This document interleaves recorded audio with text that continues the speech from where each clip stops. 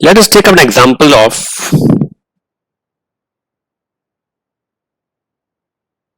this is a tube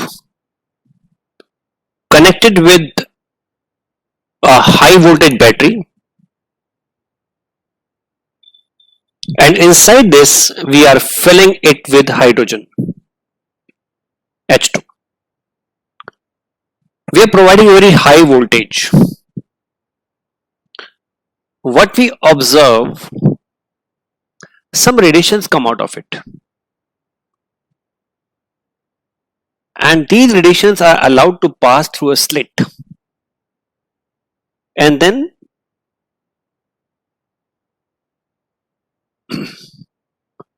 the radiations are allowed to pass through the prism.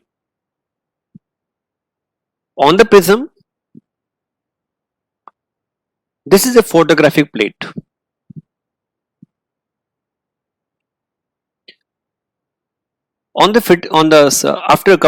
After this prism, when light crosses the prism, we find a large number of radiations, large number of lines on the photographic plate. Different wavelength, different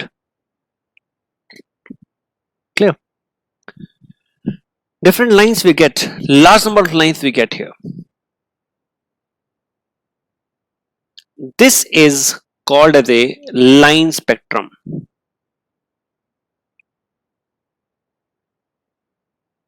Radiations are emitted from some source, and it is discontinuous line we are getting here. So we call this is a emission. Discontinuous line spectrum.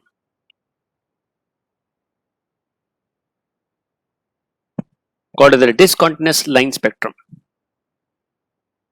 That's what we get. The whole arrangement, that is the slit, source, prism, photographic plate, collectively it is called as a spectrometer. Collectively we call it is spectrometer. And the pattern that we obtain on this is called as a spectrum.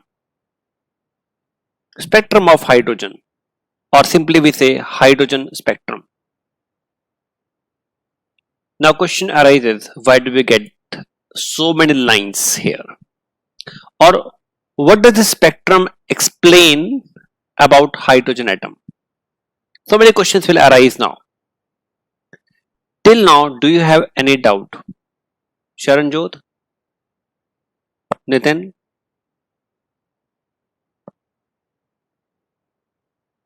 Angad, any doubt till now? No doubt. Okay. Now,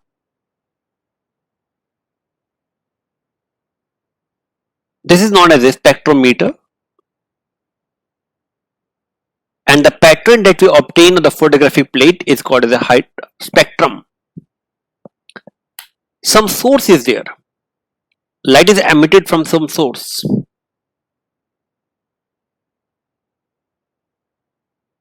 And that light is passed through the slit and the prism, and then on the photographic plate we get some lines which is discontinuous. It is called as a emission. Emission because light is emitted from some source. Discontinuous line spectrum. Right? It's a line spectrum. If we fill here with the helium, we get different number of lines. In case of different gases, we get different number of lines at different positions, at different wavelength, at different frequencies.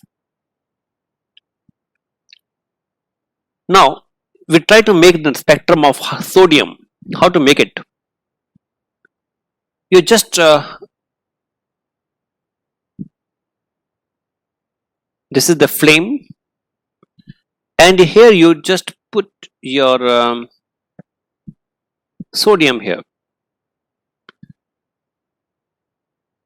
When sodium is put in this flame, the flame color changes, it turns to the golden yellow. So the golden yellow color emits out. It is passed through the slit, then it is passed through the prism, and on the photographic plate we get two lines at 5890 angstroms and 5892 angstroms. We are getting these two lines here.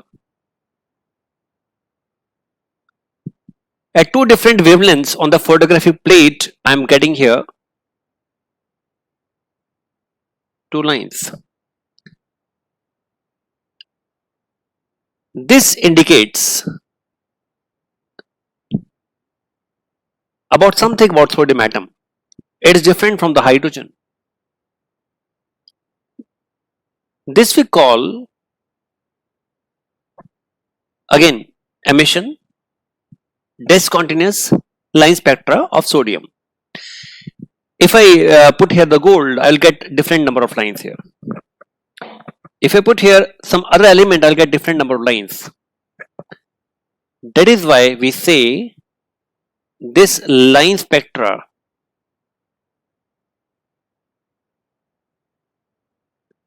is fingerprint of elements.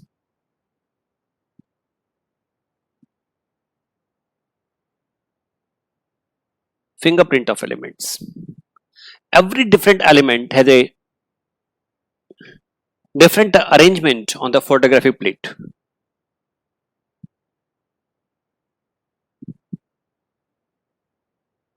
Yes, Angad, it is one purpose there, right? It is not only just one purpose, otherwise there are many purposes to identify an element. Then different purposes are there for the spectrum.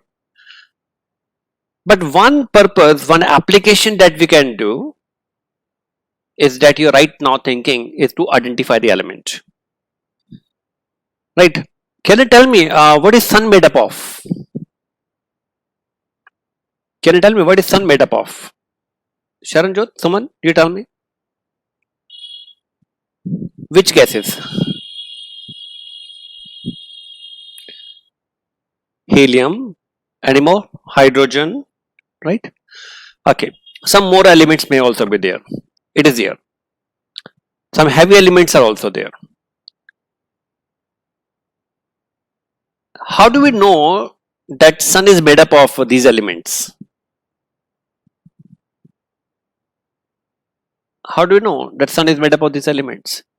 The radiation that they are coming from the sun, they are analyzed in the spectrometer.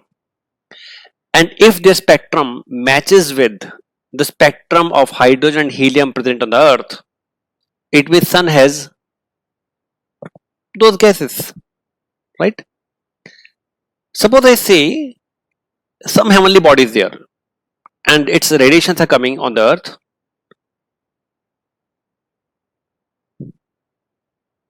And their spectrum, if you make that matches with, let it be gold, it means on that heavenly body gold is present. Getting me? So this is a method by which we can identify which element is present in a particular heavenly body, right? Where we cannot go, right? Or suppose we find some substance and we want to know which element is this, so identify it can be identified. Getting me? Now, question is now, why do we get so many lines here? Let us come to the spectrum part of it. In case of this hydrogen, there is a H2 molecule is there. When we are providing energy, it gets converted into hydrogen atom. The bond is broken by the energy that we are providing, electrical energy we are providing. And now this electron is there. It means in hydrogen atom, there are different number of shells are there, but electron exists in only in the shell number 1. different shells are present. They are all empty, right? All empty. All high energy level are empty. They don't have any electron. But electron existing in the ground state, we call it the ground state. When you provide energy to this in the form of radiation or in the form of electrical energy that we are doing it right now, electron jump from low energy level to the high energy level. See, in that cylinder, in that apparatus setup,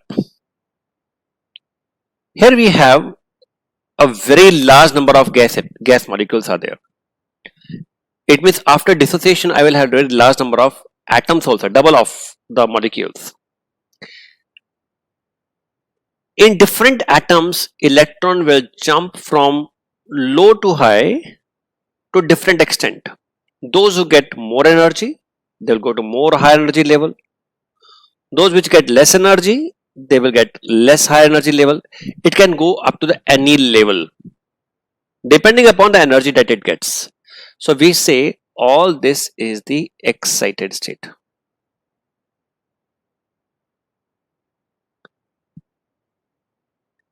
An excited state is always unstable. So it jumps back to the ground state. So the electron jumps back to the ground state. Just a minute.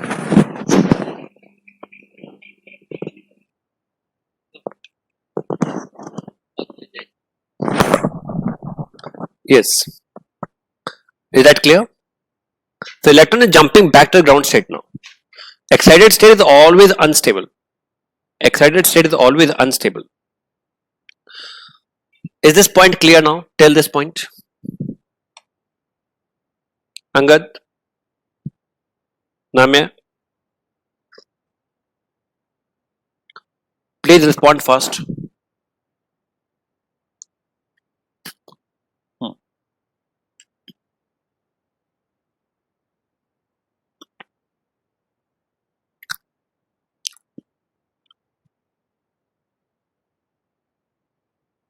Shell number 1, shell number 2, shell number 3, shell number 4, shell number 5, and so on. We have an infinite number of shell lines are there. Infinite number of shells are there. Infinity. When electron jumps from excited state to the ground state,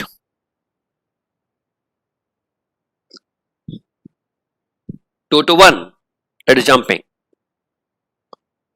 it will emit out energy. How much energy it will emit out? That is A equal to h into nu. You know this, right? We have done the quantum theory. Quantum theory of radiation says A is equal to h into nu. Or I can say hc upon lambda. Right? How much is the delta E here? Delta E here is the E2 minus E1 is equal to hc upon lambda. Yes, Angad, what do you want to ask? Can an electron come out from the field of nucleus? Yes, of course. That's what we call as an ionization.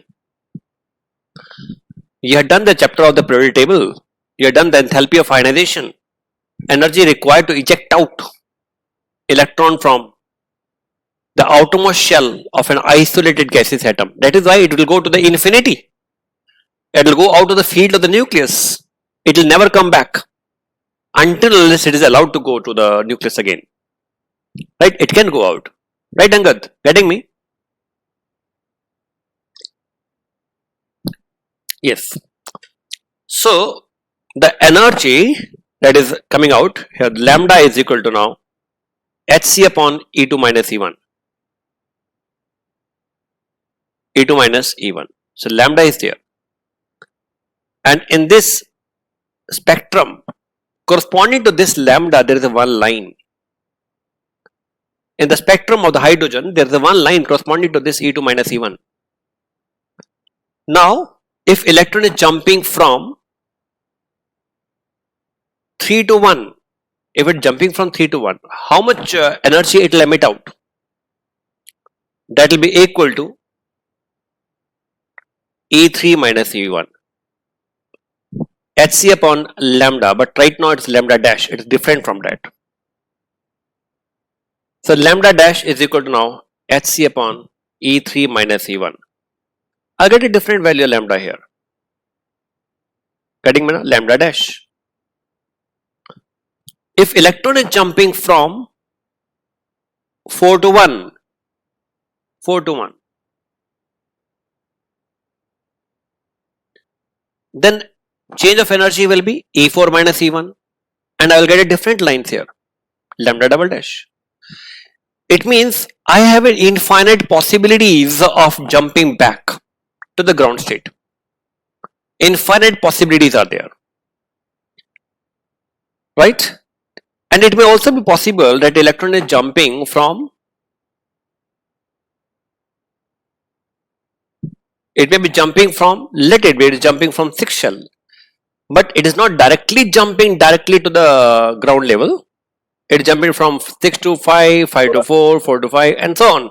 It can jump in number of ways, number of steps, or different ways are possible.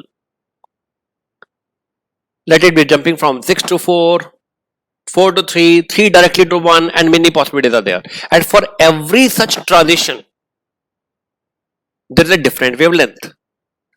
And different wavelength means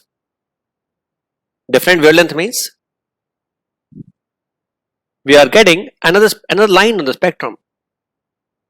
Getting me? So that is why in the hydrogen we get so many number of lines.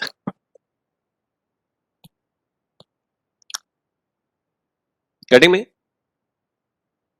Very simple concept. Why do we get so many lines in the hydrogen spectrum?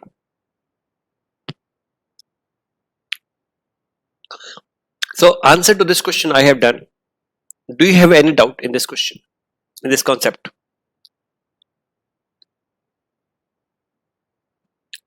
Sharanjot, Suman? Yes, Suman? Namya? Harjot? Any doubt?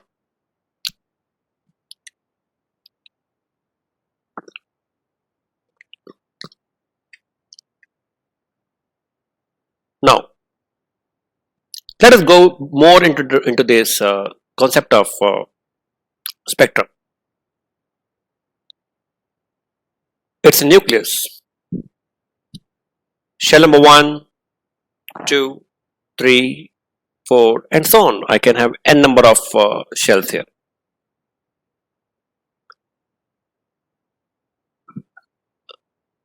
If electron is jumping from any energy level to the ground level, shell number 1, it may be from infinity to 1 also. Different wavelengths are emitted out in different transitions.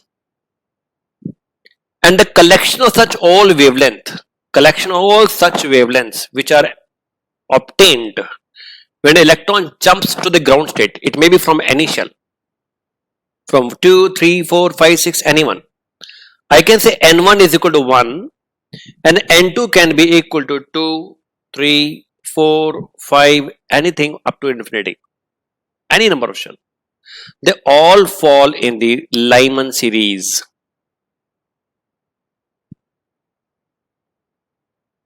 Of hydrogen spectrum.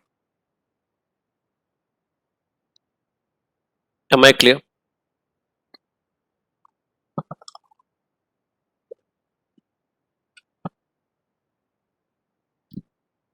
And if electron jumps to shell number 2, 1, 2, 3, 4, n number of shells are there. But electron is jumping to the shell number 2, 1, 2, 3, 4, 5, from any shell. From any shell it is jumping. Lyman, Balmer, this is called the Balmer series. where n1 is equal to 2 and n2 is equal to 3, 4, 5, 6 and so on up to the infinity.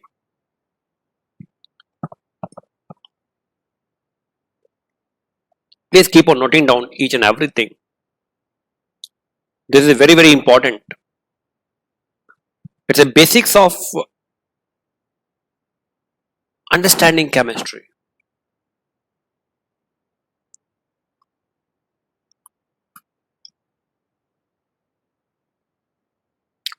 Done. Back to Lyman series. If I say electron jumps from n2 to n1, n2 to n1, then the lambda obtained here, the line corresponding that we get in the spectrum, is called as an alpha line or first line of Lyman series. If electron jump from 2 to 1, the spectral line that we get in the spectrum is called an alpha line of the Lyman series. It's for the alpha line. If electron jumps from 3 to 1, it is called the beta line or second line of the hydrogen spectrum.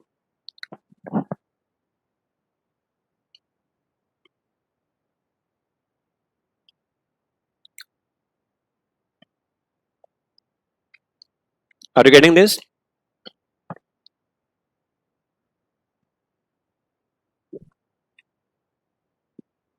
Are you getting this? Harjot?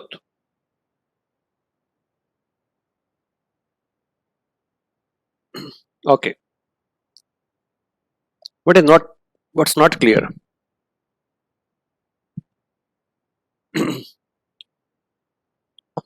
I said, okay, first of all, you understand what is the meaning of the Lyman series?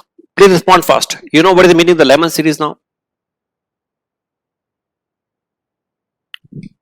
When electron jump from any higher energy level to number 1 level, it is called Lyman series.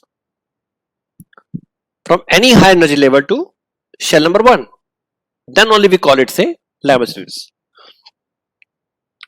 Angad, to low, no, to number 1 only.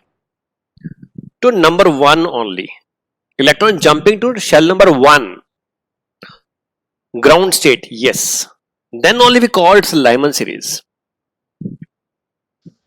Electron jump from any higher energy level to shell number 1. So N1 is equal to 1 and N2 can be any higher energy level. 2, 3, 4, 5, 6, 7, 8, 9 up to infinity. If electron jump from 2 to 1, we'll get a lambda there. That will be called the alpha line or first line. If electron jump from 3 to 1, it is called the beta line. If electron jump from 4 to 1, it is called as the gamma line or we call third line. Now are you getting this? Harjot? Namya? If electron jump from 5 to 1, it is called a delta line, also called the fourth line of the Lyman series. And if electron jumps from infinity to number 1, from infinity it jumping back to the shell number 1, then the line is called as the limiting line of Lyman series. Limiting line of the Lyman series. I hope it's very clear now. Now similarly in the Balmer series, when electron jump to shell number 2 from any higher energy level, the spectral lines are in one collection, we call it a Balmer series. Now when electron jump from 3 to 2, it is called alpha line of Balmer series. Very important. Also called as the first line of Balmer series. Electron is jumping from higher to lower. Electron jumping from higher to lower. Getting me? Higher to lower. N3 to N1, N2. Now remember one thing. The first line or the alpha line of the Balmer series is different from the alpha line of the Lyman series. In the Lyman series, it is from 2 to 1. In the Balmer, it is 3 to 2. So they are different. Don't consider alpha line is same. No. Alpha line for the Balmer is different from that of the Lyman series here. When electron jumps from 4 to 2, it will be called the beta line or second line. 5 to 2, it is called the gamma line. 6 to 2, it will be called the delta line. Yes. Sorry. Yeah, 4 to 2. Yes, Angad, 4 to 2. Jumping is to the 2. Beta line. Beta line for Balmer is different from that of the Lyman series. Getting me? So similarly, if it is jumping from infinity to shell number 2, it will be called a limiting line.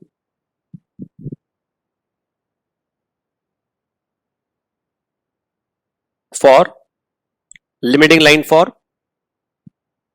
hydrogen spectrum. Limiting line for hydrogen spectrum. Limiting line from hydrogen spectrum.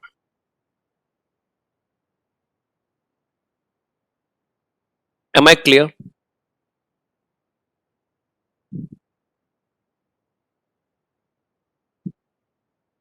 Angad, are you on? Now, suppose electron jumps from any higher energy level to number 3. N2 can be 4, 5, 6, 7, 8, 9, anything up to infinity. Now I don't need to draw the diagram, right? Jumping from high energy level to the shell number 3. It is all in the Paschen series.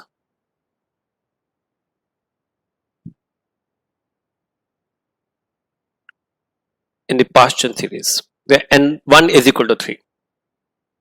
So 4 to 3 will be called the alpha line.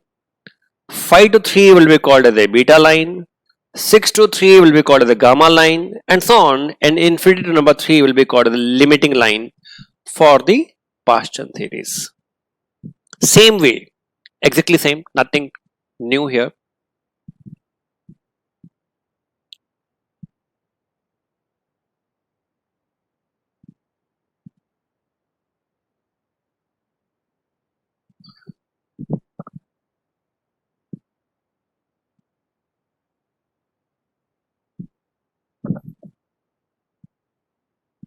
Am I clear to all? Yes, Suman? Sharanjot? Okay. Similarly, when electron jumps to 4th shell,